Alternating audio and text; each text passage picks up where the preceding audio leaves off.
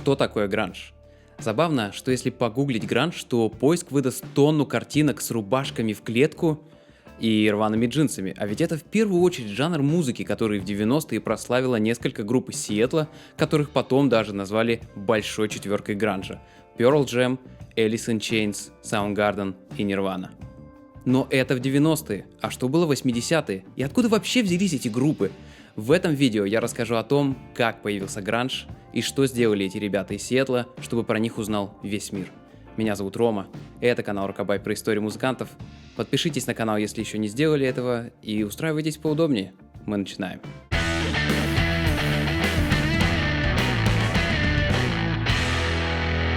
Все началось в Сиэтле, самом большом городе штата Вашингтон. Именно туда в начале 80-х приехало много музыкантов, которые в конечном итоге прославят город. Часть музыкантов будущего Soundgarden и создатель главного гранж-лейбла Sub Pop приехали из штата Иллинойс. Часть музыкантов групп Pearl Jam и Nirvana из Калифорнии, а многие переехали из соседних с Сиэтлом городков Олимпии, Монтезана и Абердина. Из последнего был как минимум один из барабанщиков Soundgarden, группа Melvins и, конечно же, Курт Кобейн. Так зачем они приехали именно в Сиэтл? Выходит, в Сиэтле 80-х была какая-то сцена? Кажется, что все-таки нет. Один из самых известных рок-музыкантов из Сиэтла был Джимми Хендрикс, но то было в конце 60-х. Музыканты ехали не из-за сцены. У каждого была своя причина переехать в Сиэтл. Кто-то переезжал в большой город, кого-то позвали друзья, а некоторые видели Сиэтл местом, где может появиться новая сцена. Сиэтлская сцена начала 80-х годов в основном состояла из панков и кавер-групп, но ни те, ни другие больших успехов не имели, а самые большие концерты начала 80-х в Сиэтле были у приезжих хардкор-групп DOA и Black Flag. Одна из немногих групп, которая появилась в начале 80-х и в итоге стала частью гранжа, была группа Malfunction. Братья Эндрю и Кевин Вуд создали группу в 80-м, когда младшему Эндрю было всего 14, и за пару лет они стали одной из самых заметных групп Сиэтла. Игнорируя моду своего времени, Malfunction скорее выглядели как рокеры из 70-х. Вокалист обожал глэм-рок, стиль Марка Болана, Кис и Элтона Джона и всегда выступал в гриме, а у всех участников группы были сценические псевдонимы, кажется, из Стартрека. Несмотря на то, что все начали выступать еще школьниками, Эндрю Вуд очень уверенно держался на сцене. То он рассказывал шутки, то травил байки про группу, то пытался завести публику, будто перед ним не бар в 50 человек, а многотысячный стадион. И хоть зрителей это скорее смешило или даже бесило, было понятно, что парень должен стать звездой.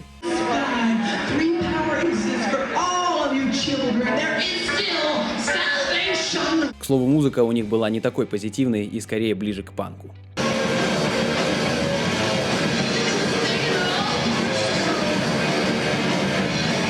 Malfunction оставались главными на сиэтлской сцене до 1983 года, пока в городе не появилась группа The Shams. Однажды 19-летний Крис Корнелл увидел в журнале The Rocket объявление, что The Shams ищут вокалиста, и решил позвонить. В группе он познакомился с Хиро Ямамото и Кимом Тайлом. Группа просуществовала всего несколько месяцев и распалась, потому что гитарист и создатель группы Мэтт Дентино решил, что жизнь рок-музыканта для него это слишком, и ушел в священники. Ну нахер. Отец! Ямамото и Корнелл успели сдружиться и стали вместе снимать дом, где продолжили джимовать. Хиро на басу и Крис на ударных. Через какое-то время они решили пригласить Кима Тайла на гитару. Вот как это вспоминал сам Тайл. Я не был их первым гитаристом, и вторым не был. Я думаю, я был где-то 8-м или 9-м. Гитаристы до меня либо не умели играть, либо не разделяли музыкальные интересы Криса и Хиро. И так продолжалось несколько месяцев, пока Хиро не предложил меня в качестве гитариста. Крису и в голову не могло прийти позвать меня в группу. Он думал, что я басист. В 1984 году они втроем создали группу и назвали ее Soundgarden в честь инсталляции, которую тогда можно было увидеть в центре Сиэтла. Еще какое-то время они не могли решить, кем в группе будет Корнелл. Почти год он одновременно и играл на ударных, и пел. Можете себе представить, что они реально думали, что Корнелла нужно оставить на ударных. А еще половину песен вообще пел Хиро Ямамото. Но в какой-то момент они все-таки взяли ударника, и Корнелл взял микрофон. Крис был противоположностью Эндрю Вуда, не вел себя как шоумен и не заигрывал с публикой. Точнее, заигрывал, но по-другому. Вокалист группы Green River Марк Арм вспоминал, что его бесило то, как Корнелл заранее надрезал футболку, чтобы можно было ее дорвать на сцене. Но, если верить воспоминаниям фанатов, им нравилось. Soundgarden довольно быстро начали делить сцену с другими большими группами и уже на втором своем выступлении разогревали The Melvins. По старым записям Soundgarden особенно слышно, что все они в Сиэтле обменивались одними и теми же пластинками, в частности, альбомами Black Sabbath.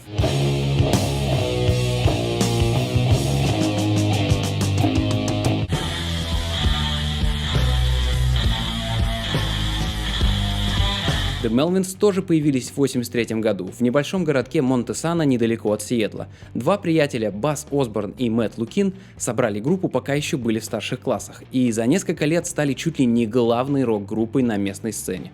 Вот кто точно любил Black Sabbath и при этом играл хардкор буквально до потери пульса. На одном из концертов вокалист Бас Осборн потерял сознание прямо на сцене. Кто-то из зрителей полил его водичкой, тот очухался и продолжил играть. Но то, какую музыку они играли, было интереснее всего. В 1984 году культовая хардкор-группа Black Flag выпустила альбом My War.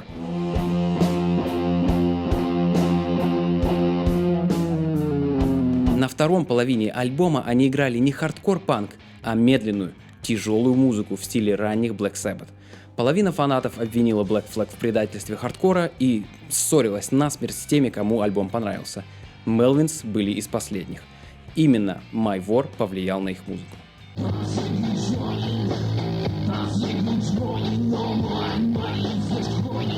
А для тех, кому больше нравилась первая половина My War, в Сиэтле была группа Green River. Именно в Green River пел Марк Арм, который возмущался футболками Корнелла. Арм постоянно топил за трушность, панковскость и чтобы было как у Игги Попа. Все это вместе с быстрой музыкой и редко попадающим в ноты, но честным вокалом.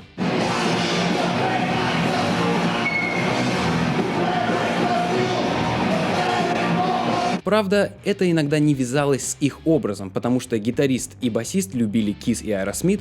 В итоге на сцене половина группы выглядела по-рокерски пафосно, а вторая, обычно.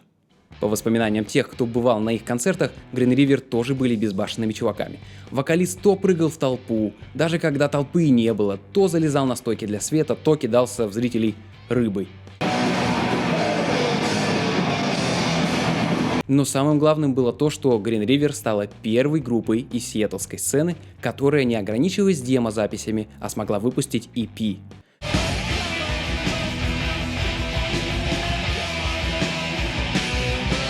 Можно считать, что мини-альбом Come On Down был первой записью гранжа, но релиз был неудачный во всех смыслах. Ни славы, ни денег группе он не принес, и даже выпустить диск вовремя у лейбла не получилось.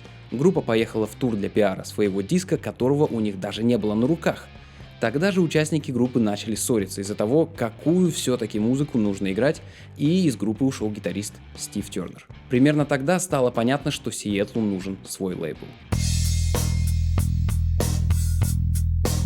Необходимость в местном лейбле понимал и звукорежиссер Крис Хансик, который сводил для Green River их EP Come On Down. Крис Хансик, как и многие в гранжевой тусовке, приехал в Сиэтл в 1984 году. Ему надоело сводить треки в Бостоне, где к тому моменту уже была большая конкуренция и хотелось сделать что-то свое. Друзья показали ему сборник Seattle Syndrome 1981 года, и он решил открыть свою собственную студию в Сиэтле.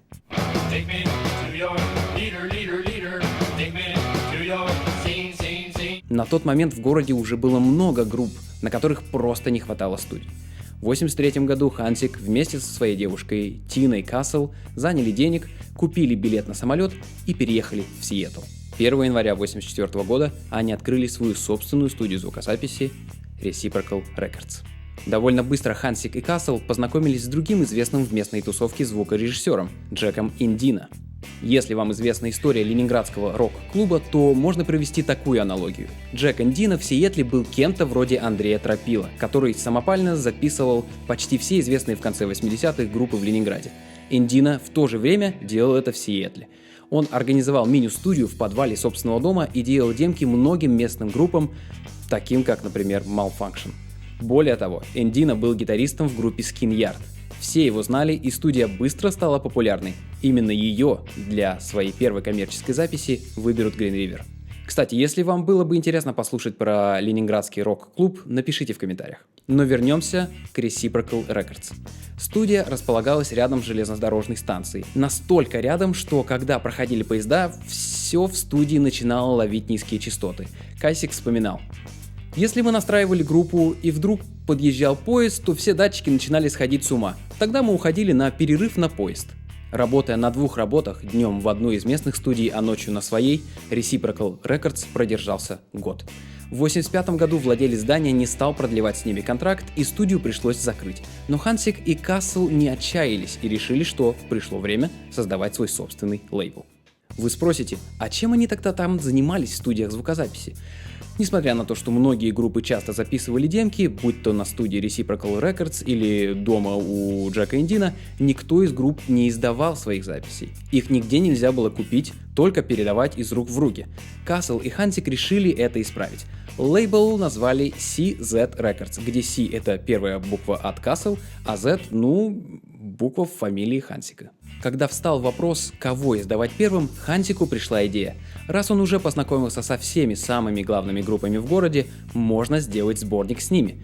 Тем более, что в Сиэтле уже выходили сборники, тот же Seattle Syndrome, который когда-то привел в Сиэтл Хансика и Кассела. Хансик связался с The Human, Malfunction, Green River, The Melvins, Soundgarden, а также с группой Джека Эндина Skin Yard. Все группы согласились на предложение, хоть и отнеслись к нему с разной степенью энтузиазма.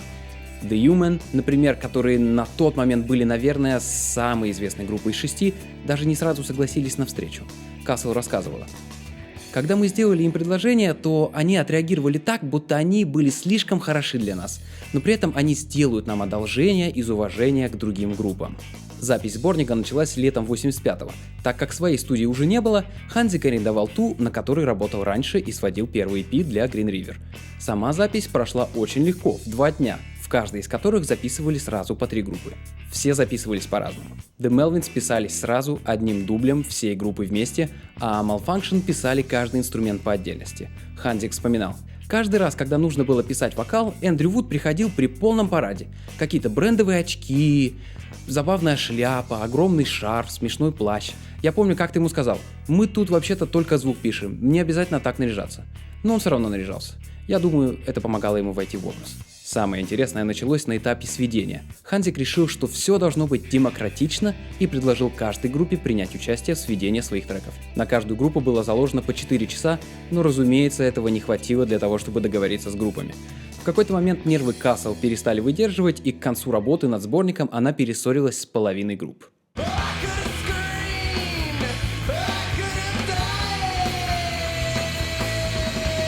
Когда запись и сведения закончились, пришло время выбирать название для сборника. Никто точно уже не помнит, когда и как родилось название, но все сходятся на том, что именно Ким Тайл, гитарист Soundgarden, предложил название Deep Six. Он сказал: мы глубокие, нас тут 6, и этой записью нас как бы выкинет в океан.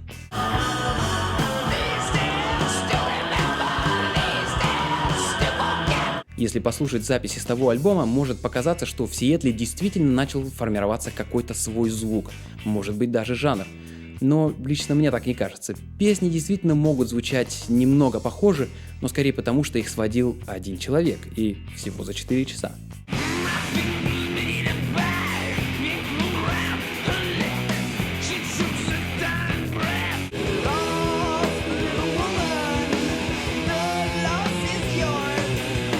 Сборник вышел весной 1986 года. Ни Хансик, ни Кассел не питали надежд насчет его коммерческого успеха.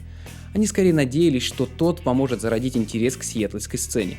Продажи у альбома были ничтожные, а музыканты возмущались тем, что лейбл не тратит достаточно денег на продвижение. Если бы деньги были, лейбл с удовольствием бы это делал. Но денег не было. В итоге Хансик и Кассел выпустили мини-альбом группы Melvins Six Songs, окончательно поссорились друг с другом, а лейбл продали басисту Skin Yard. Сам Хансик в итоге возродил свою студию Reciprocal Records и потом еще много лет помогал группам с записью. Один из немногих, кто действительно загорелся идеей гранж-лейбла, был Брюс Пэвит. Ему понравился сборник Deep Six, и в апреле 1986 года он написал в своем журнале Sub Pop положительную рецензию. «Вы сделали это! Это медленно, это тяжело, и это тот самый звук андеграунда Сиэтла 1986 года». Брюс Пэвит был старым знакомым Кима Тайла и Хиро Ямамото еще со времен, когда они все жили в Иллинойсе. Чуть раньше, чем они, в 1979 году он переехал в Олимпию, городок под Сиэтлом, и начал выпускать зин Subterranean Pop, в котором рассказывал про локальные поп-рок группы и New Wave сцену. В какой-то момент для удобства произношения он сократил название до Sub Pop. Пэвит слал записи сиэтлских групп друзьям в Иллинойс, и это стало одной из причин для Тайла и Ямамото переехать в Сиэтл в 1981 году. В 1983-м Пэвит и сам переехал из Олимпии в Сиэтл, где стал вести колонку в журнале The Rocket, а также радиопередачу, в которой рассказывали про локальную сцену. Журнал Sub Pop не был журналом в классическом понимании. Каждый выпуск был уникальным. Это могла быть газета, это могла быть кассета с отобранными Пэвитом песнями, это иногда мог быть полноценный журнал. И вот когда в 1986 году вышел сборник Deep Six, то Пэвит так вдохновился им, что решил, что Sub Pop пора превращать в лейбл. Денег, разумеется, не было. Более того, Пэвиту было больше интересно заниматься идейной составляющей лейбла, искать группы, отслушивать материал, договариваться с магазинами и прочее. Еще работая на своей основной работе, он решил сделать сборник Sub Pop 100.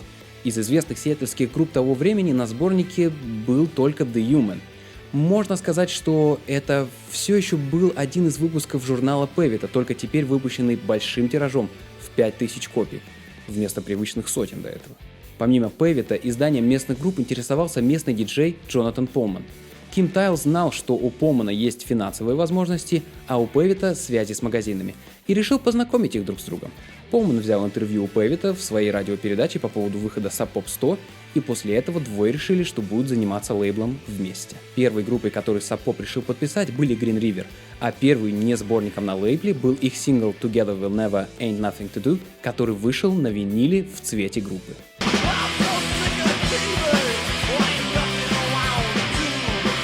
Полман очень хотел выпустить мини-альбом Soundgarden, но денег не было. Было принято решение о выпуске сингла сперва и мини-альбома в следующем году. Так, Nothing to Say Hunted Down вышел в 1987 году. Диск также был цветным, на этот раз синим.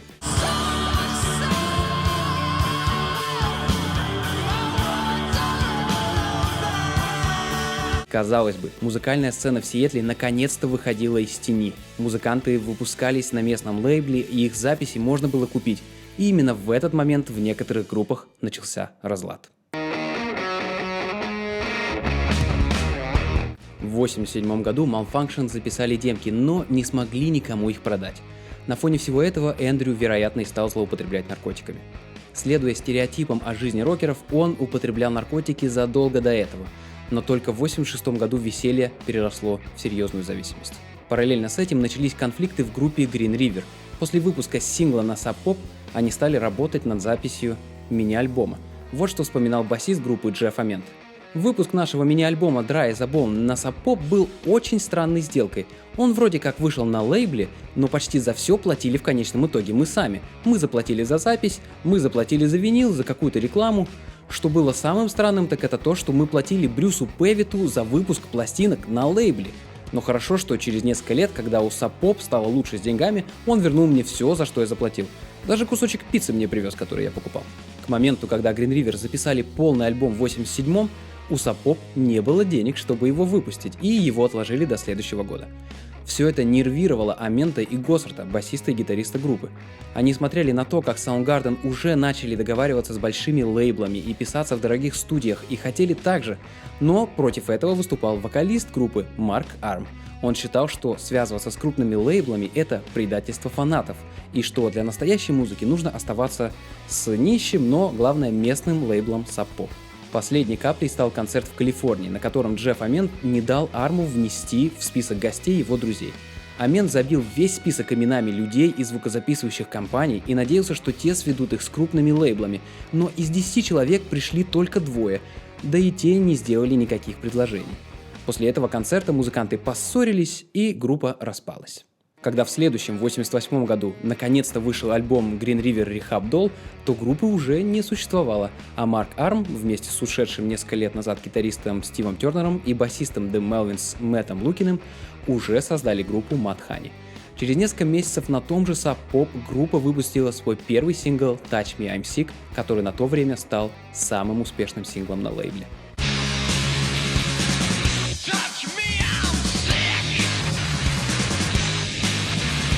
Амент и Госсард, которые остались без группы, в какой-то момент начали репетировать с Эндрю Вудом. Тот как раз вышел из рехаба и фактически начинал жизнь сначала. Амент позвал его работать в ту же кофейню, где работал сам. Жильем помог Крис Корнелл, который был строго против наркотиков. Живя вместе с ним, Эндрю надолго завязал и стал больше работать над музыкой.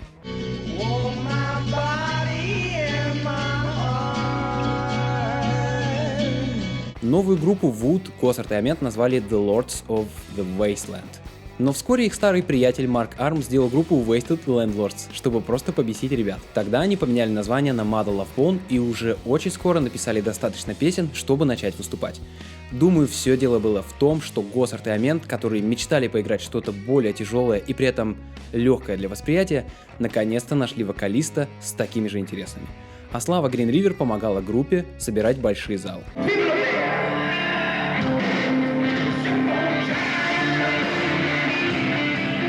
Кто в этой тусовке не верил в Сиэтл, так это Melvins. В какой-то момент они решили, что нужно скорее выбираться в Калифорнию, где были хоть какие-то шансы найти лейблы.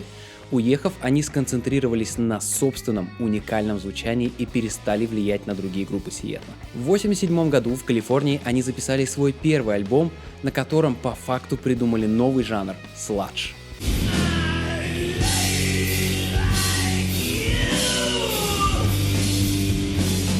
Группа переехала не вся сразу, и какое-то время в Сиэтле оставался их ударник Дейл Кровер. Кровер знал Кобейна и Новоселича еще со времен, когда те не играли в группе и были простыми фанатами Melvins. Как-то раз Кобейн даже пробовался на роль гитариста в Melvins, но так занервничал, что забыл все партии и в итоге в группу его не взяли. И вот, когда часть Melvins уже уехала в Калифорнию, то Кобейн и Новоселич попросили Кровера поиграть с ними. Тот согласился, и тогда Кобейн позвонил Джеку Индино, чтобы договориться о записи. Трое пришли на студию и за 5 часов записали и свели 10 песен. Джеку Индино эти песни так понравились, что он попросил оставить одну копию себе.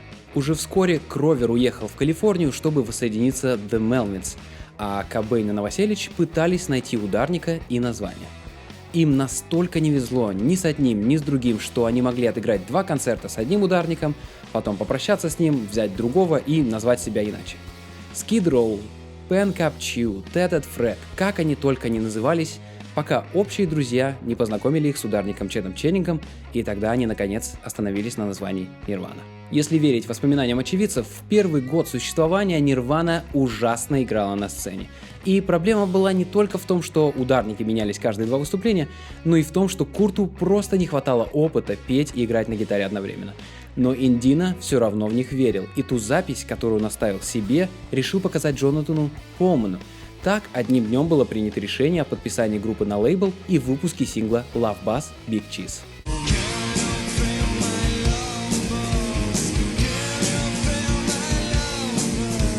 После выпуска сингла в конце 1988 года группа поехала в свой первый тур. У них не было альбома, о них никто не мог знать. Они надеялись, что людей будет хотя бы столько, чтобы хватило на бензин до следующего города. Но внезапно людей приходило намного больше, чем они ожидали.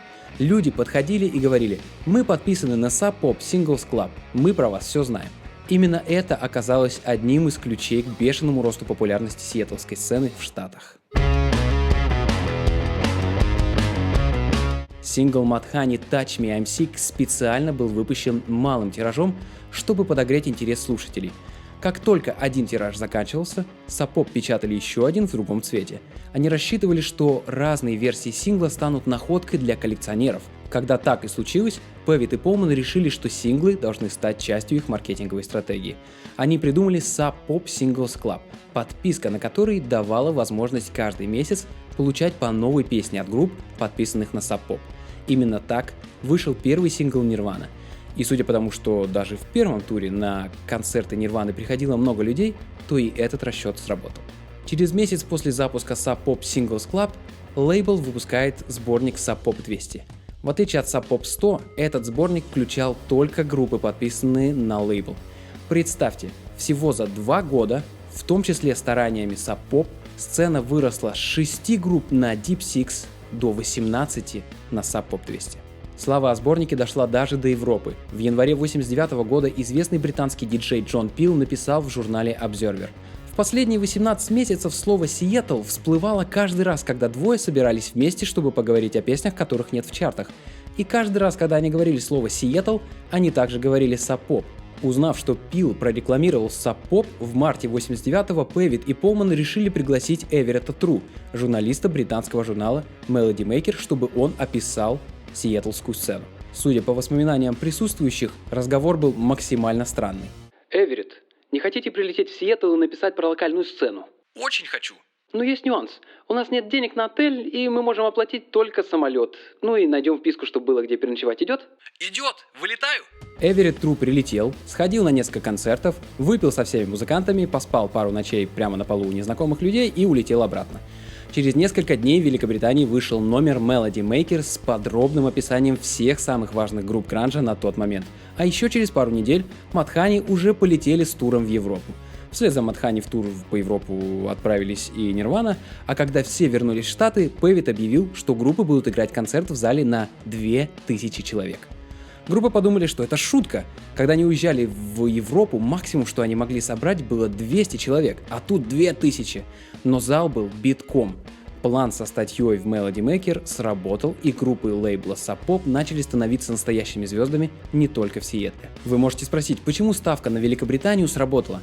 У меня нет точного ответа на этот вопрос, но мне кажется, что в конце 80-х и начале 90-х люди немного соскучились по новой музыке. Британский металл вроде Iron Maiden уже надоел, американский hair metal уже выдохся, а брит-поп еще не родился. Кажется, что это было просто удачным стечением обстоятельств, как и почти все в этой истории. При этом Сап-поп все еще были жутко убыточны и должны были денег всем в городе. По одной из легенд, участник группы Girl Trouble, которая была на сборнике Сап-поп 200, был настолько в ярости от того, что Сап-поп ни за что не платили, что пришел требовать деньги в офис лейбла с ножом. Видимо, все другие способы он до этого уже перепробовал. Но то, что у Сап-поп никогда не было денег, даже обыгрывается в одной из песен Soundgarden «Сап-поп Rock City».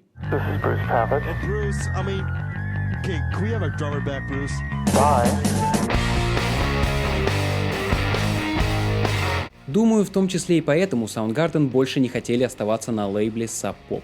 Группа постоянно писала новые песни и на тот момент была самой коммерчески успешной. В 1988 году осуществилась их главная мечта. Они подписали контракт с SST, лейблом, который основали их кумиры Black Flag. Уже в октябре они выпускают альбом Ultra Mega OK.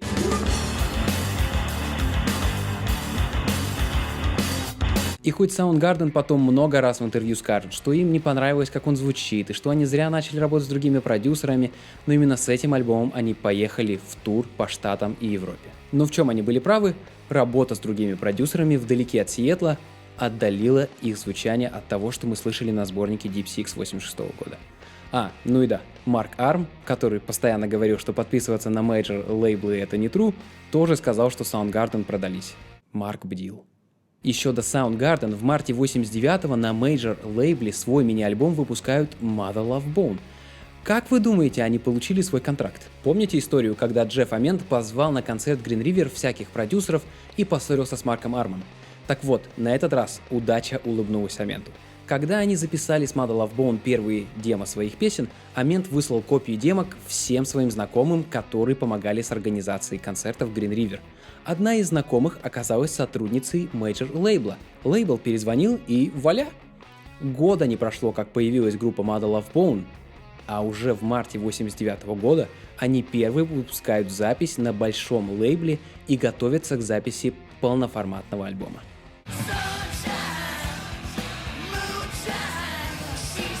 В июне свой первый альбом Bleach выпускает Nirvana, но не бьет никаких рекордов продаж, но продается по всей Америке, и группа отправляется в тур по штатам. Осенью альбом на мейджоре выходит у Soundgarden, а вслед за ними на Sub-Pop выходит первый альбом Mudhoney. Быть из Сиэтла и играть гранж становится настолько востребованным, что даже не имеющие ни одной выпущенной песни Alice in Chains получают контракт с мейджор-лейблом. Группа, которая до этого несколько лет играла коммерческий рок в духе Dokken, начинает играть тяжелую музыку и ее подписывают. Вот насколько вырос интерес больших лейблов к группам из Сиэтла к 90-му году. И 90-й год точно должен был стать прорывом. В начале года альбом Soundgarden Ultra Mega OK номинируют на Грэмми. Весной должен был выйти альбом Mother Love Bone, а летом альбом Alice in Chains. Все внимание было приковано к выпуску альбома Mother Love Bone и к их промо-туру. Внезапное внимание и популярность очевидно повлияли на Эндрю Вуда, и, вероятно, чтобы справиться со стрессом, он вернулся к героину. В начале 90-го он опять лег в рехаб, чтобы не сорваться во время тура. За пару недель до выхода альбома Вуду позвонил его брат Кевин и рассказал, что ему приснился кошмар, что Эндрю опять сорвался. Эндрю убедил его, что с ним все в порядке, это был просто сон. Но уже следующей ночью отец разбудил Кевина звонком и сказал, что Эндрю в больнице с передозом. Пару дней Эндрю шел на поправку, но по-прежнему был в коме. На третий день его состояние ухудшилось. Когда Крису Корнеллу сообщили, тот был на гастролях в Нью-Йорке. Он сразу вылетел в Сиэтл, но когда добрался до больницы, жизнь в Эндрю уже поддерживалась только искусственно. Родственники ждали Криса, чтобы тот мог попрощаться с другом. Эндрю Вуд умер 19 марта 90 года в возрасте 24 лет. 8 января 2021 года Эндрю исполнилось бы 55 лет. После этого о выпуске альбома Mother Love Bone даже не шло речи. То, что смерть Вуда повлияла на другие группы, потом в интервью расскажут многие музыканты.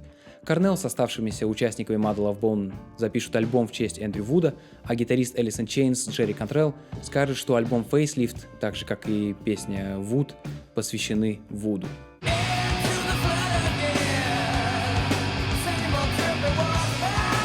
Мне кажется, что в 90-м году группы из Сиэтла были в одном шаге от того, чтобы начать занимать первые строчки в чартах, крутить клипы на MTV и ездить с гастролями по всей Америке.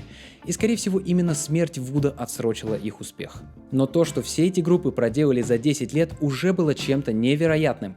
От школьных групп, играющих Kiss и Black Flag, они прошли через создание местных лейблов, когда почти все группы звучали одинаково, и дошли до больших лейблов. Да, работая с разными продюсерами, они перестали звучать как группы одной сцены.